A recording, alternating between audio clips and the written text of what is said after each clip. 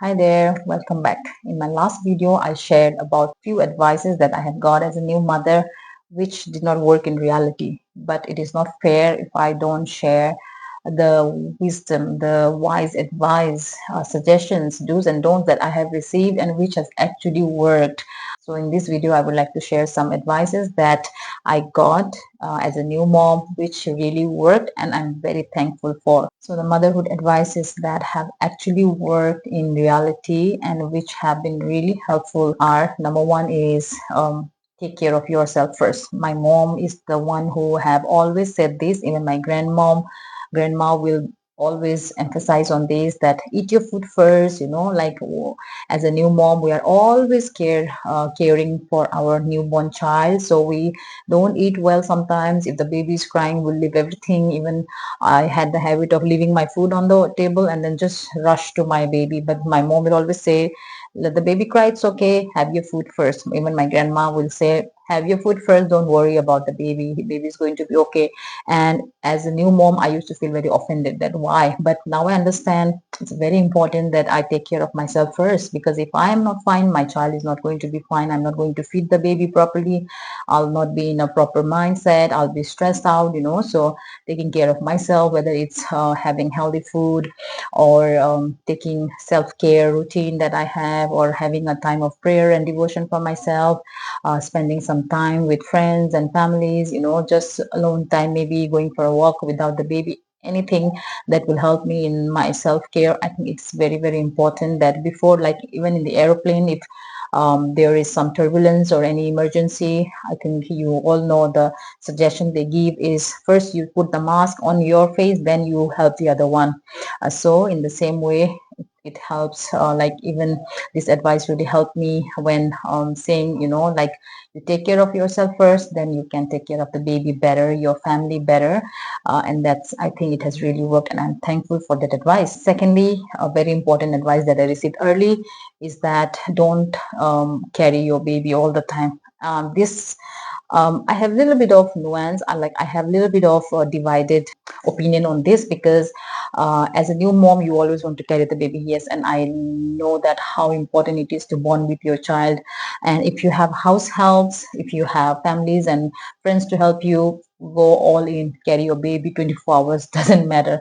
But if you are like me, who did not have any house help for so many years, carrying baby all the time was not practical at all for me in reality. So I had to follow this advice, and it really helped, because like, if you carry the early on, if when the baby is just born, if you keep carrying the baby gets used to your hand, and then the baby will not go with anybody else, or will not sleep on the bed, which is very troublesome for the mothers, because we work and then we have so many other things also to do, and then always carrying the baby working is not possible sometimes. So if you are someone like me who did not have people to help you around with, as early as possible, try, like, the baby, once the baby is sleeping, my mom will always say, put the baby on the bed, because he's already sleeping, you don't have to keep carrying him. But as a new mom, like, you don't want to detach your baby from yourself, so but it will help you if you listen to that advice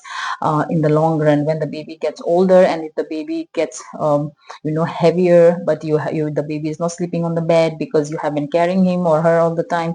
So this advice has really helped me. So while my second and the third son was born, I implemented that advice more, that when the baby is not crying, baby will be on the his bed, or if he's okay not crying, playing, or not sleeping also, but he's okay not crying, he will be on the bed.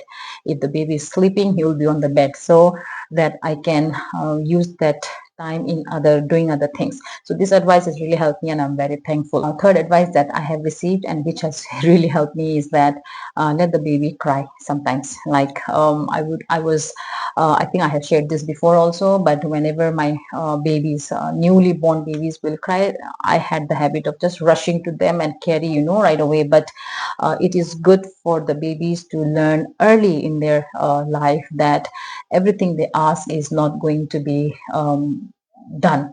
because crying is a way baby is wanting to let you do what they want. So if the baby want to be carried, they will cry, because they don't have words to speak. So the only way they express themselves is by crying. So every time they cry, if you go and pick them, every time they cry, if you go and feed them, then it becomes a habit. Oh, this is how I will manipulate my parents. Even a newborn child, when a few weeks, once they know that their crying is going to them be held, or they are going to get something that they want, so it becomes a mechanism for them to cry every time.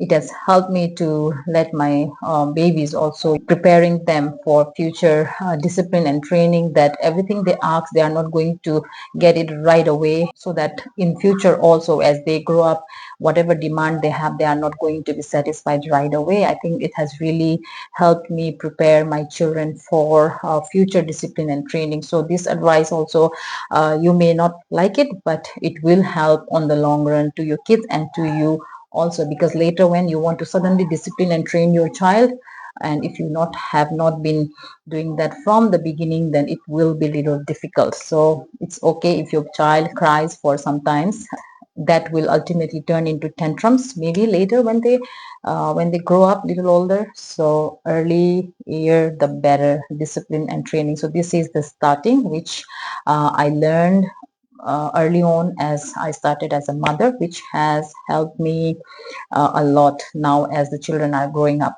Another very important and very, very helpful advice that I received, and which is really helpful and has worked, is asking help. Oh my goodness, I cannot emphasize enough the importance of asking help from friends and families, near ones, even your husband, like when you need help, like, can you please hold the baby? Can you please do this for me?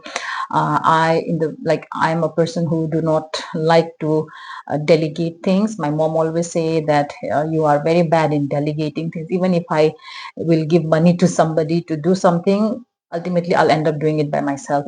So I don't know, it was just my nature. But as I grew as a mother, I started learning, and especially when we have multiple children, it's important that we forget that shyness and hesitation, and then ask for help.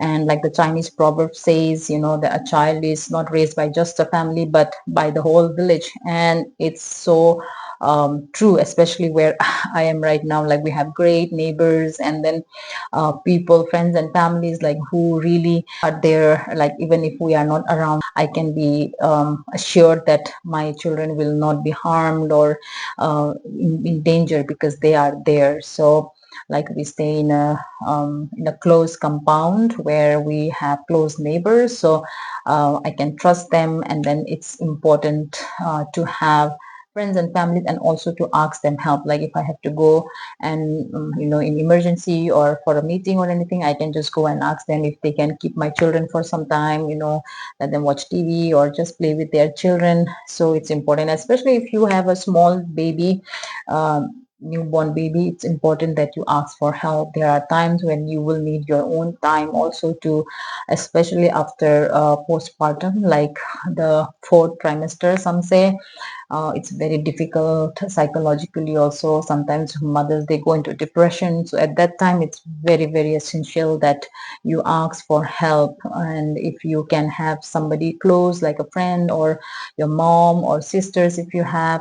I don't have sisters, so mom is the only person that I can go to. Or if you have in-laws who are nearby, but you're hesitant to ask help, I think the people are naturally, they are willing to help, but you need to ask, because some, they find it like, if they are not asking, why should I go and offer my help, because it may be like intruding in their privacy, something like that. So if we can just be open and then ask help, it can really be helpful for the initial stage of motherhood, which I have experienced. And I think it will really help you if you are going to be a mother, or if you are a new mom. And last, there are many, but let me make this the last point, the last advice that I have received, and which has really helped me as a new mom and mother of 3 children, is that don't splurge too much on baby gear, baby clothes, baby toys, especially the newborns, because and particularly to those mothers who are on tight budget. I say this again and again because I myself, I'm a pastor's wife.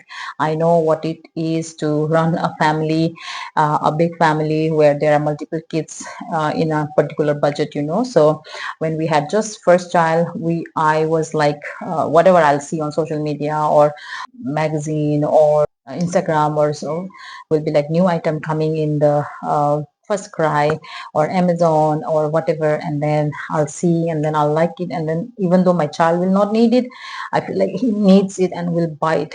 Sometimes I'll even have argument with my husband. That husband will say, there are so many things already in the house, why we are buying that? But I'll say, oh, baby needs it, he needs a teether because he's going to have itching in his teeth, all those things. But I'm telling you now, like my mom used to say, I always say my mom because she was the first one to advise that don't buy every single thing for your child, or so don't buy so many clothes, or don't buy so many expensive or branded clothes or shoes for your children. So when we had the first child, like he was the only one, so we used to, I personally, not my husband but me, I'll spend a lot of money on unnecessary stuff. So that advice that don't buy everything, very very true, and it will save you a lot of money, energy, and your time, because collecting those things, having organizing all the toys and all those things, and after like young babies, they just grow so fast, you won't know what will you do with all those things. So there are like so many clutter in the house that you can't even use anymore, because your baby doesn't want to use it anymore, and you don't want to give it away because it's very expensive, and if you want to keep it for the next baby, you don't know whether you are going to have a new baby. So like so many things. So the solution is don't buy them. Maybe only the things that are necessary. Like I have pointed out in my last video that there are baby gears that we actually don't need it, especially if you are on a budget, you don't need to buy them. So avoid them completely if you can. And so this is the advice that have really saved me money, time, and energy a lot. So all these advices I have received, they have really helped me. I'm very thankful to all the gray haired wisdom that have come to me from various women in my life, and I'm very thankful to God for their lives and for their experiences, that I could be a better mother because of their suggestions and their advices, their experiences that they have shared with me. So I'm sharing this also to you so that you can also be helped in a way, and I hope it does. Thank you very much for watching, and see you again soon.